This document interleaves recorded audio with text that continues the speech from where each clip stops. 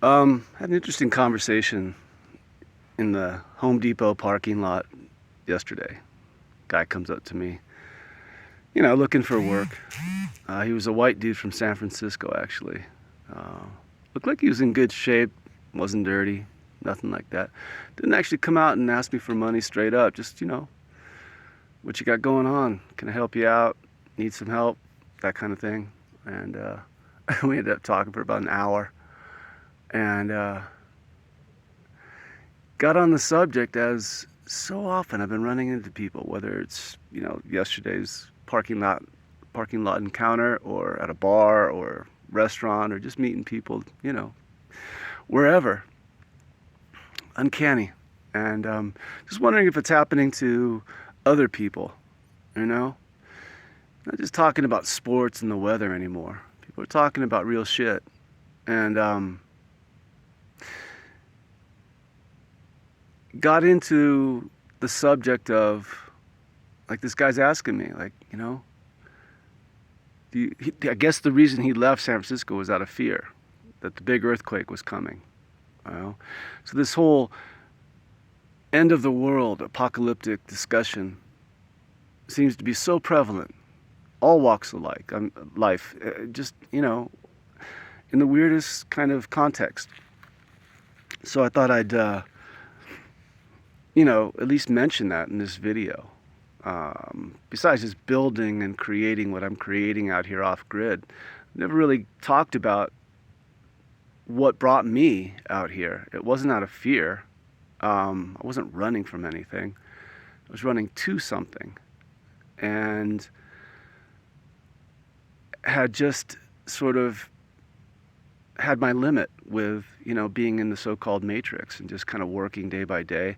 I mean, I had a family to raise and, I was a single parent and all that kind of stuff. So I had to work full time as a teacher for 32 years. And I taught literature, taught English. And, loved it until I didn't. And something had changed.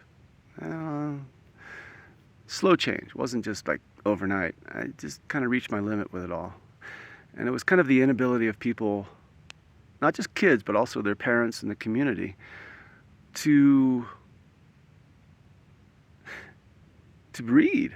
I mean, let's be honest. I mean, to actually have a love of literature and a profound knowledge of the great writers and their writings and appreciation for it. It was like I had a poster in my classroom from Fahrenheit 451, Ray Bradbury's famous quote, where basically you don't have to burn books to get people to stop reading them. You just change the culture. And that's what happened over time, was people, through technology and electronics and distractions and whatever. I stopped walking around high school campuses and seeing kids with their nose in a book. Slowly, progressively, watch the change happen.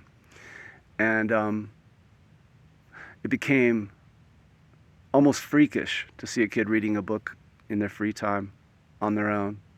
And they were just all on their phones, And so,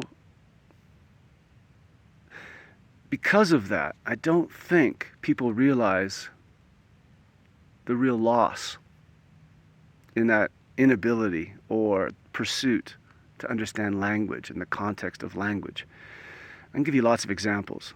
So the word that came up yesterday in the conversation at Home Depot was the word apocalypse. He was asking me, end of the world stuff, apocalypse. And I said, do you even know where that word comes from? It's Greek, In its original Greek meaning was to reveal, right? To uncover, to pull back the veil and see the truth. Interesting. Interesting that it would begin in that way and then over time become what it is today, which is this catastrophic end of the world event. Weird. But when you think about it, it makes perfect sense, like most things do, right? It's the duality, it's the inversion of language that so often happens. You can take a word like gift, which in the original German means poison. And in English, it means present, right? To give something to somebody. Well, what are you really giving? What's the inverse here? And I can go on and on. There's so many examples of that. Even, think about it, spelling. What's spelling mean? Hmm? When you spell, you're casting spells. Okay? That's the other meaning or definition. So it depends on the context of the word, but still, the word itself doesn't change. So when you spell, a single letter can change everything, right? My favorite example is magic. Magic with a C at the end means one thing. Magic with a CK at the end means something quite different. It's the occult, right? It's the dark arts. You also have to think about other languages that don't spell, right? Asian languages, for example, they're written in characters. So there is no spelling going on. So, getting back to why I made my transition out here, not only had I had enough of what I was doing, and I had the ability, I didn't need to do it anymore. That brought me out here, but also the self-sufficiently. Like I was talking to this guy in the parking lot yesterday, and I said, he goes, well, what do we do? What do we do in the case of, like big earthquake or disasters or economic collapse that, everyone seems to be talking about these days? And I said, you know what? Just read your Walden. Henry David Thoreau was a great American. I mean, he was a philosopher, right? Went out in the woods, built his own cabin, and wrote a book about the experience. Well, Walden made a huge impression on me. And that book is fundamental, I believe. And when you look at not only that book, but how people have lived for thousands of years, we've lost the ability not only to read, right, but to become self-sufficient. When I say read, yeah, you can mouth the words, you can get through a book, and you can understand the storyline, basically. But literature is different than that. Literature depends on metaphor and the nuances and reading between the lines, right? What is the author really saying here? And there's a lot of symbolism where, it's couched in politics, the time of the writer, and being careful and not saying it too overtly because that'll get you in trouble. So you do it through symbolism, right? And nuance. There's a lot of that in literature as well. So that's what I mean by the ability to read that part of it all, not just the story and the words, right? So, pulling back the veil to reveal the truth. Well, that would be sort of catastrophic to those that are in power, wouldn't it? If people really saw the truth. And I think when we look at the indoctrination of our culture, what we're supposed to believe in, what we're supposed to know, right? Math, reading, science, history. There's far more mystery than there is knowledge. We don't know how the pyramids were built.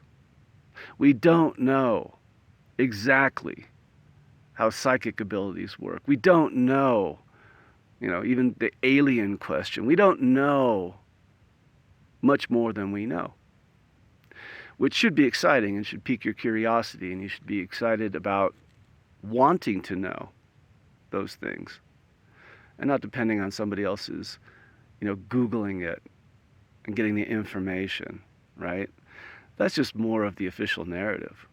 That doesn't tell you a damn thing. Like I was telling this guy yesterday, he's from San Francisco. I said, have you ever seen photographs? I mean, that was 1906, right? Cameras had been around for almost 100 years. Have you ever seen a picture, a photograph of the actual fire of San Francisco? Because I lived there for years, man. I never have. And then, have you ever seen, because even 1861 to 1865, the Civil War, photography had been around for 25, 30 years.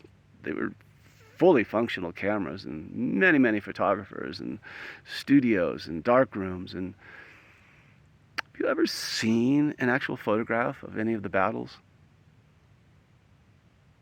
Have you ever seen actual construction photos from the 19th century of all these magnificent buildings that all just sort of popped up within like 50, 75 years?